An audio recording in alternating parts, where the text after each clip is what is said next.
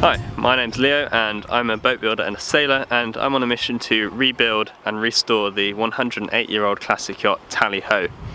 Now, I'm doing that project in the United States, but right now I'm back in the UK where I'm from, visiting my family and friends and also doing some work while I'm back here to save some money to put back into the Tally Ho project.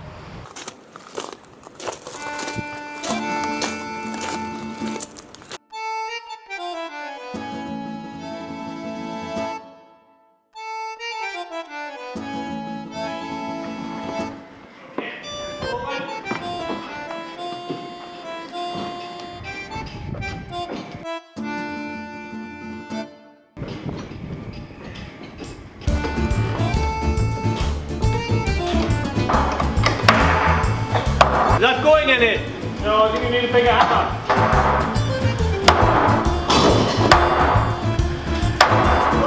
That's it.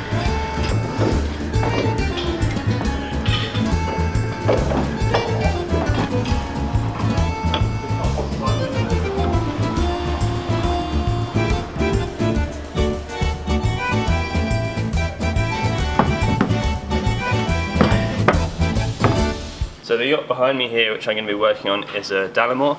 That is, she was designed by a guy called Dallimore. He was possibly a contemporary of Albert Strange's, who designed Tally Ho. They lived in the same sort of area. They were both gentlemen yacht designers, meaning they were sailors who designed for pleasure, really. BANDOR, this yacht, was built later than Tally Ho. She was built in 1938, and she's a very different design. She's much more sleek and elegant, really. She's got long overhangs, far less displacement. She'd probably sail better in light winds and upwind, being a Bermudan sloop rather than a gaff cutter like Tally Ho, so she's going to have that upwind performance and just a different style of boat, really. A very beautiful boat, and she's coming to have her keel replaced, which was done before I arrived. And what I'm going to be doing is replacing these floor timbers. So here's one I got out. The floor timbers really are the structural connection between the ballast keel and the keel timber and the planks and frames of the boat, so it connects the sides of the hull really with the weight on the bottom. These ones are fastened with copper clench nails, so they're basically just nails that are driven through from the outside and then they're hammered over on the ends, and it's a pretty basic old school way of fastening, but as you can see they're all in pretty good condition. Had to drive all these out, and they're probably just about as good as the day they were put in. Finding a crook in seasoned oak of this sort of shape is not that easy, so we're going to laminate thin strips of Iroko, which is a tropical hardwood. So I think I'm doing 4 of these. I'm going to cut up some Iroko and get laminating.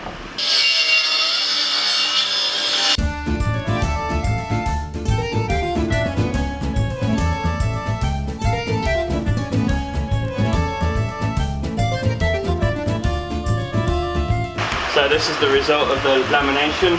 Ended up with about 15 strips of Iroko here. These are all glued together with epoxy.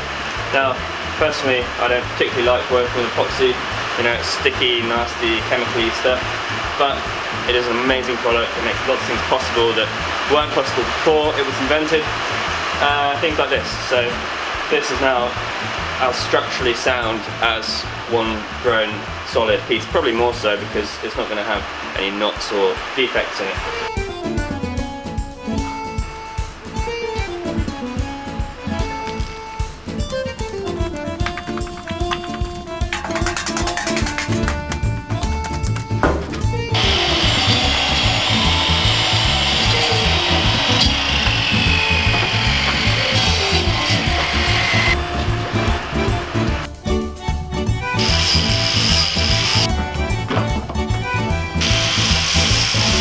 So I'm just getting ready to glue these blocks onto this laminate, and just going to prep for the epoxy. So some brush sandpaper, just going against the grain, and it's just going to basically make more surface area for the glue to stick to. If you've got a perfectly smooth finish that's been planed or sanded very fine, then there's a chance that the epoxy won't stick to it if it's too smooth, or at least it won't stick as well. So you just rough them up.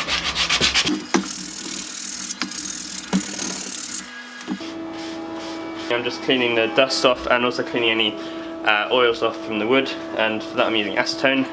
I heard recently that you're not supposed to use rags for this because often when rags are washed, they're treated with a fabric conditioner, and apparently that can react with the epoxy and stop it going off.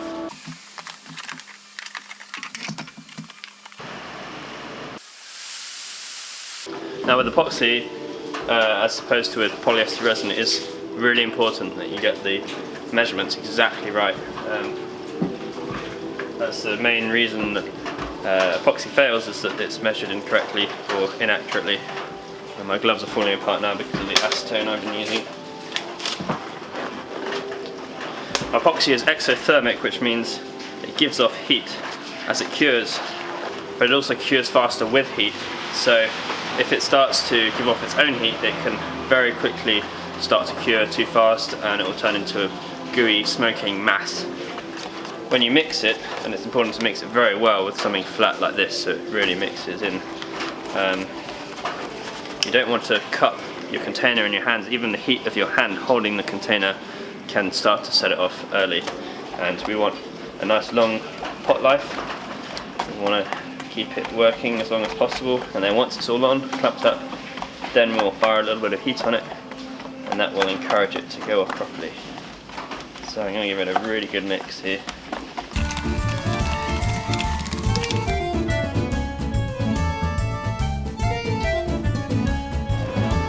Some microfibres.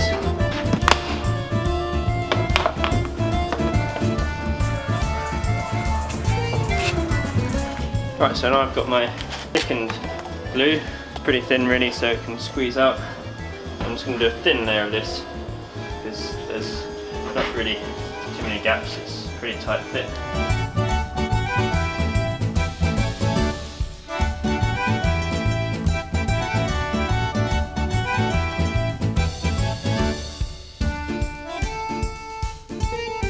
And it's always very satisfying when you end up with just a tiny little bit left in your pot. Not that it happens that often. I'm just going to flip it over and make sure it's all squished out nicely on the other side. Looks like it has. And in fact, I can just leave it standing like that, and then it's not going to glue itself to the bench.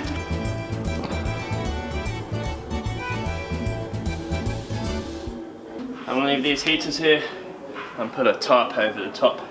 They don't get very hot, these, it's just a little bit of ambient heat that will make sure the epoxy goes off in this cold weather.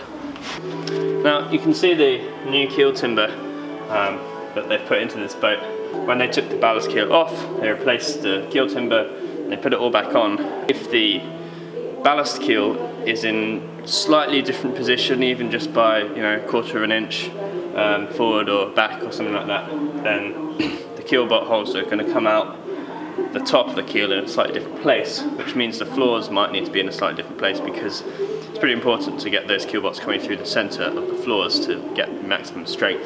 So basically what I need to do is drill up from the bottom using the hole in the lead keel as a guide, and then drilling that hole up through the keel timber so I can know exactly where I'm going to put the floor before I make my patterns and cut the floor out of the lamination that I've made.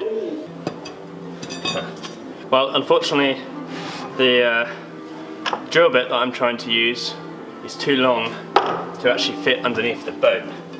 Now, I could shorten it of course, but if I shorten it at all, it's going to be too short to come up through the top of the keel timber. So, there's a couple of solutions. One is to cut it and then drill up part of the way and then weld the bottom of the bit back onto it when it's halfway up, and that sounds like quite a lot of hassle. I think the easiest thing to do is just going to be to lift the boat slightly higher. Now this is a proper jack. I've got a second jack under the middle beam of the cradle, so I can follow this one up just to make sure it's supported all the way along.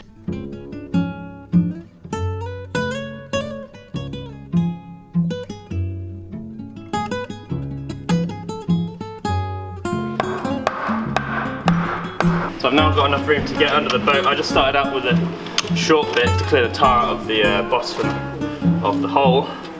Yeah, got about half an inch to spare, and if I can get that up far enough, I can get this drill on it.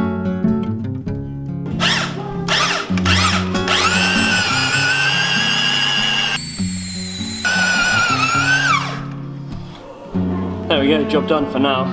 Still waiting for that epoxy to go off, so it's the weekend, so I'm gonna finish early.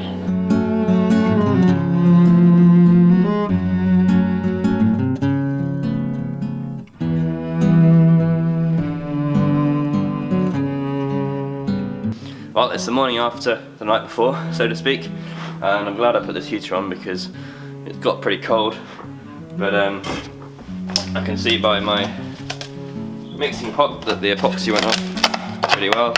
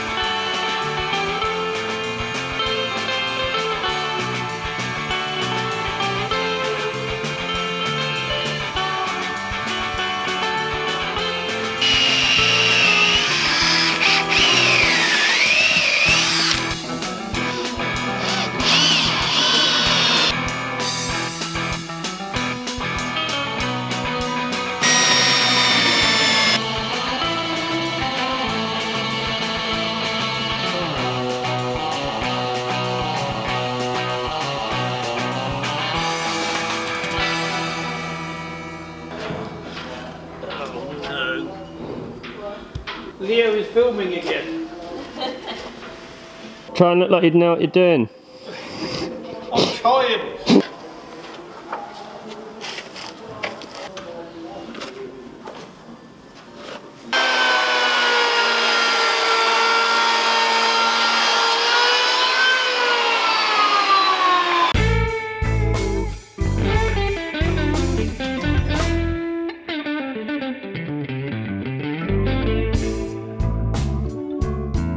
Right, well these guys have got a really interesting project going on. They're rebuilding this old fishing boat and going to turn it into a cruising restaurant-y sort of thing.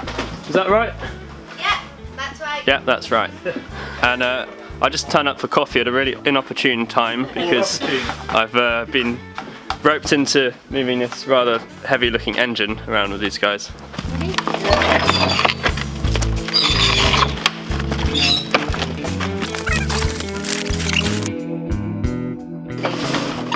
Maybe don't stand right underneath the beam if you can help it.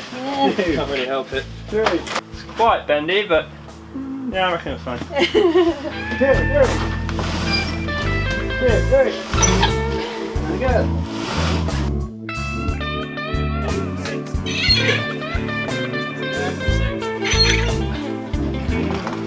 Nice. Okay, lower away very gently. Coming. 2, 3.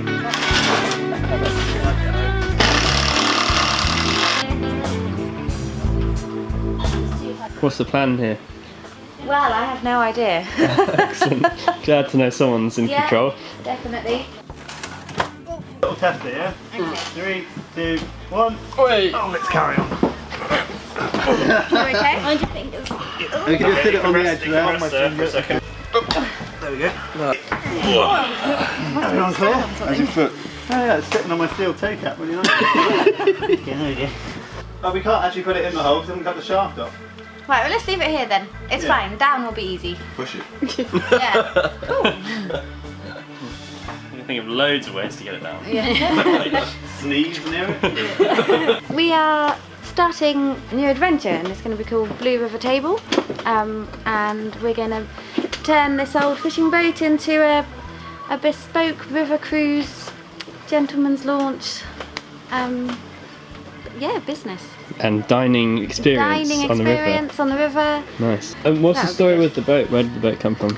So we bought her in Chichester, but she's originally built in Loo in 1901 by Curtis and Pape. But you've done a lot of work, right? What have you done so far? So far most of the top side, so all these planking here is new. A lot of frames are new. The daunting bits are starting the business and doing all the social media stuff and marketing and websites, and we've never done any of that. And what if people want to find you on social media? What do they look for? At Blue River Table on Instagram. I think we have a Facebook page now as well. Well, best of luck with it. Thank you.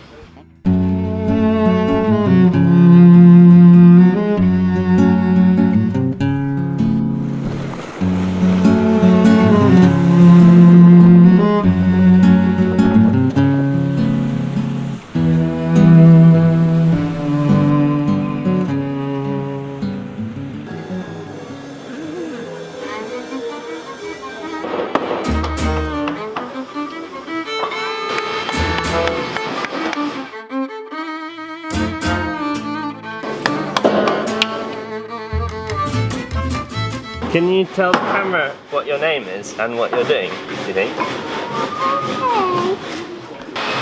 I'm Sky. I am taking the hugs. The flags. You're doing a very good job by the looks of it.